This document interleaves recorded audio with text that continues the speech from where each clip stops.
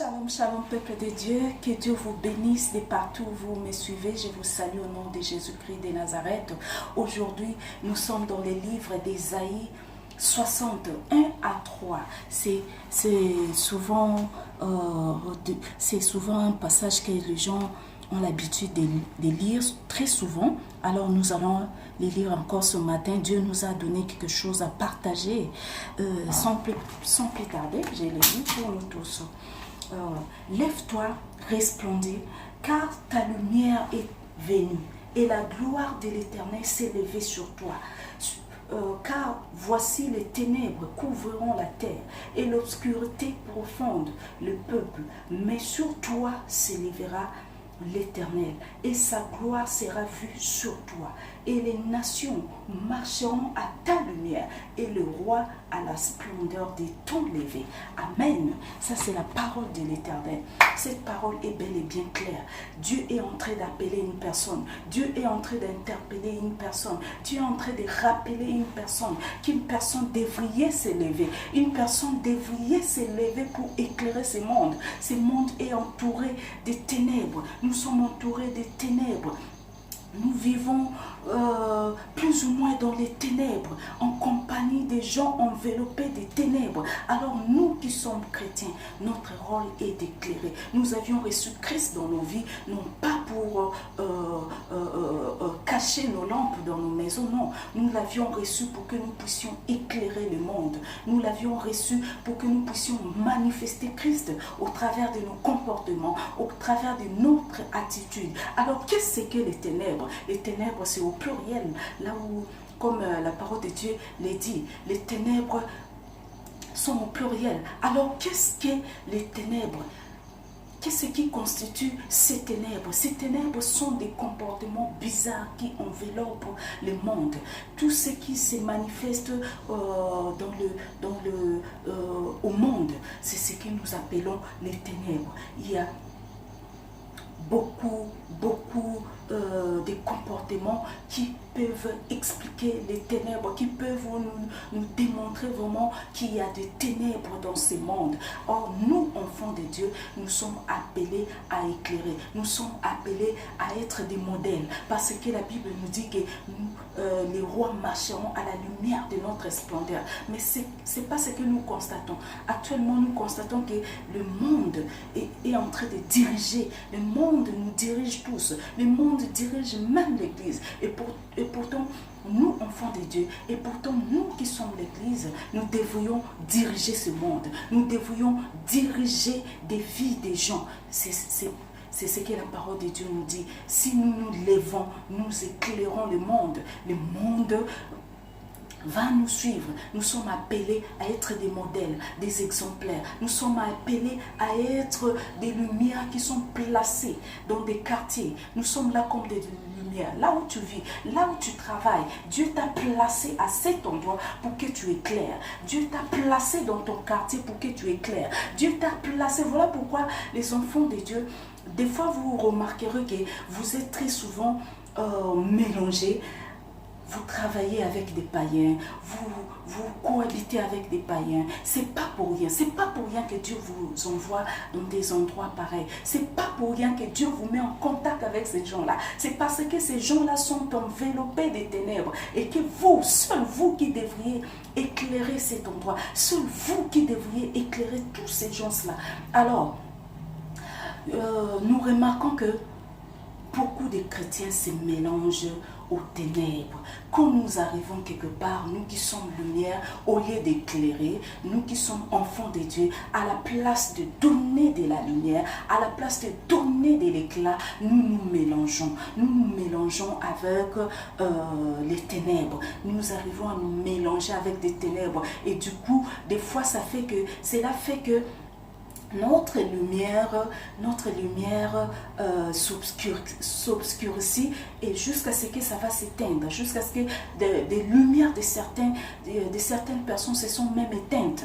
Il y a d'autres, leur lumière reste seulement une toute petite quantité parce que c'est tellement que les ténèbres a comblé sa lumière et que la personne n'arrive plus à éclairer. La personne est appelée à éclairer. Mais qu'est-ce qui nous pousse à ne pas éclairer? Qu'est-ce qui empêche le chrétien de ne pas éclairer? Qu'est-ce qui empêche l'Église de ne pas éclairer? Tout simplement parce que comme je viens de le dire là, les ténèbres que nous remarquons au monde, nous les retrouvons en nous.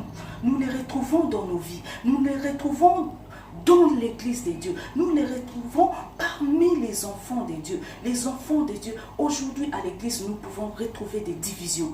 Nous pouvons retrouver des querelles, des incompréhensions, des empoisonnements, des trucs bizarres qui ne devraient jamais se produire au sein des enfants de Dieu, parmi les enfants de Dieu. Mais actuellement, nous les constatons. Pourquoi? Parce que les ténèbres, nous nous sommes mélangés aux ténèbres.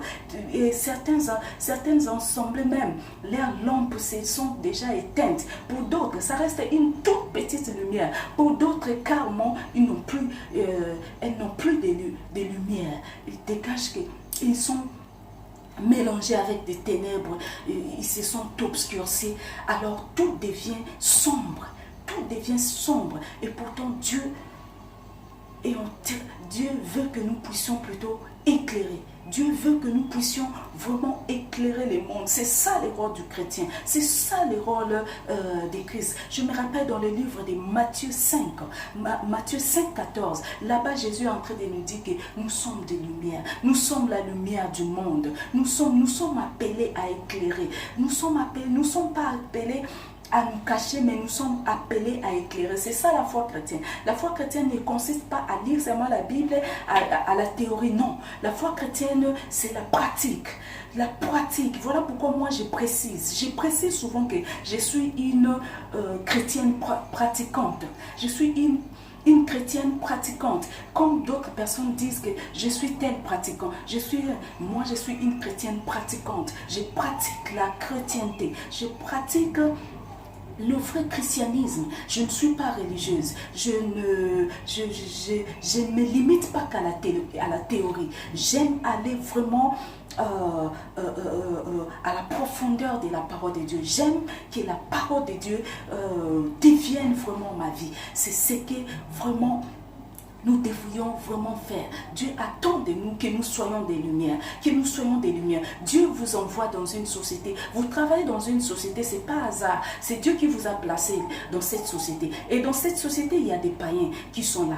Des païens qui sont prêts à faire des magouilles. Des païens qui sont prêts à voler. Des païens qui sont prêts à faire des faussetés. Des païens qui sont prêts à mentir, à calomnier. Qui sont prêts à faire du n'importe quoi pour gagner de l'argent. Et vous qui êtes chrétien, vous devriez apporter de la lumière. Car vous êtes la lumière. Vous n'êtes pas les ténèbres. Vous n'êtes pas comme le monde. Vous devriez apporter une différence. Parce que par cette différence, même si vous ne prêchez pas la parole de Dieu, rien qu'à cause de la lumière que vous apportez, du coup, cette lumière éclaire votre société. Du coup, les gens remarqueront qu'il y a une personne qui ne fait pas ce que tout le monde a l'habitude de faire. Vous êtes dans un quartier où on ne fait que calomnier, où on ne fait que s'occuper des vies des gens. Mais vous en tant qu'enfant de Dieu, vous êtes là pour éclairer, pour apporter de la lumière. Vous êtes là pour apporter de la lumière. Aujourd'hui, l'Église de Dieu a le rôle d'éclairer le monde. Aujourd'hui, nous, enfants de Dieu, nous avons le rôle d'éclairer les ténèbres. Les païens se divisent. Nous qui sommes l'Église de Christ, nous sommes son corps. Nous devrions être unis. Parce que l'apôtre Paul parle quelque part que le corps de Christ n'est pas divisé. Le corps de Christ est un. Alors nous devrions être unis. Nous devrions être unis. Quand nous ne sommes pas unis, l'ennemi se joue de nous. Quand nous ne sommes pas unis, l'ennemi se joue de nous. Nous sommes la lumière. Les nations devraient marcher à notre lumière. Et non pas l'Église devrait marcher sous les ténèbres du monde. Non, nous ne devrions pas suivre les ténèbres du monde. Si les païens font mettre du poison pour faire du mal à leur prochain, nous enfants de Dieu, nous ne devrions pas nous comporter de la sorte. Si les païens font des calomnies, des jalousies, des haines. Nous qui sommes enfants de Dieu, l'amour, la joie de Dieu, nous devrions éclairer. Les païens devraient copier au travers de nous. Est-ce que vous savez que des fois, nous ne sommes pas obligés de prêcher la parole de Dieu? Rien que par notre attitude, rien que par notre comportement, nous pouvons déjà attirer nombreux dans les Seigneurs. Vous n'êtes même pas obligé d'aller dire à quelqu'un que Jésus-Christ vous aime ainsi. Rien qu'au travers de votre comportement, la personne peut changer sa vie. La personne peut sortir des ténèbres. Mais ce n'est pas ce que nous sommes. Ce n'est pas ce que nous faisons. Nous sommes confondus, enfants de Dieu, païens, nous sommes tous confondus. À l'église de Dieu, on peut retrouver de l'impudicité, de l'adultère, on peut retrouver de l'autre là, des livrogneries, on peut retrouver du mensonge parmi les enfants de Dieu.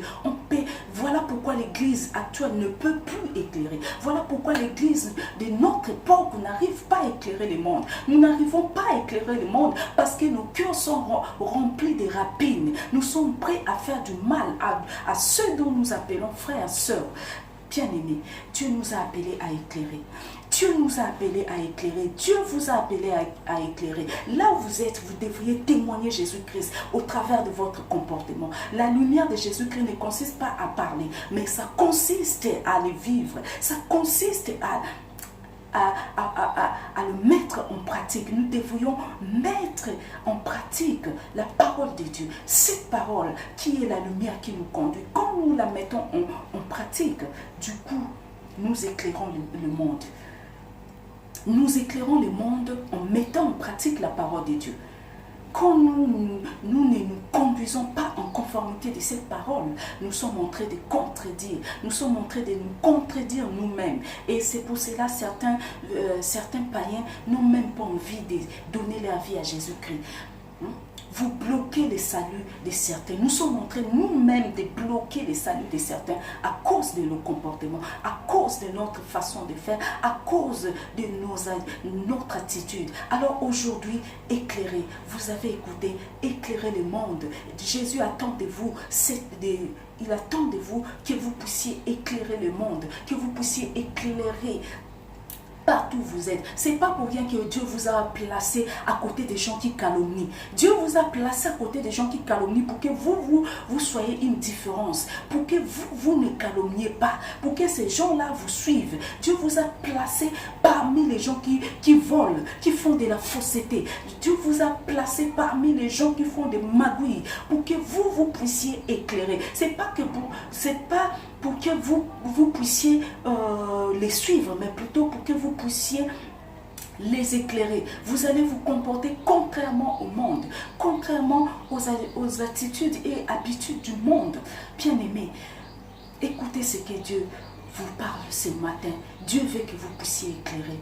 Regardez-vous bien. Regardez qu'est-ce qui ne va pas en vous. Je ne vous dis pas de le dire à quelqu'un, mais vous-même, observez-vous. Observez-vous. Regardez-vous vous-même. Si vous arrivez à vous comporter contrairement à cette parole, bien-aimé, il est encore content de revenir correctement à Dieu. Revenez à Dieu, éclairez le monde. C'est ce dont Dieu attend de vous. Dieu attend de vous que vous puissiez éclairer son monde. Éclairer son monde qui est rempli de ténèbres. Son monde que l'ennemi est en train de ravager, est en train de répandre les ténèbres. Les ténèbres sont tous les mauvais comportements. Vous pouvez les voir dans le livre de Galates 5, 19 à 21. Vous verrez qu'est-ce que les ténèbres. Les ténèbres, c'est tout mauvais comportement qui ne confesse pas le nom du Seigneur. Or, la lumière, c'est tous les comportements que Christ veut de nous, que Christ attend de nous. C'est ça la lumière.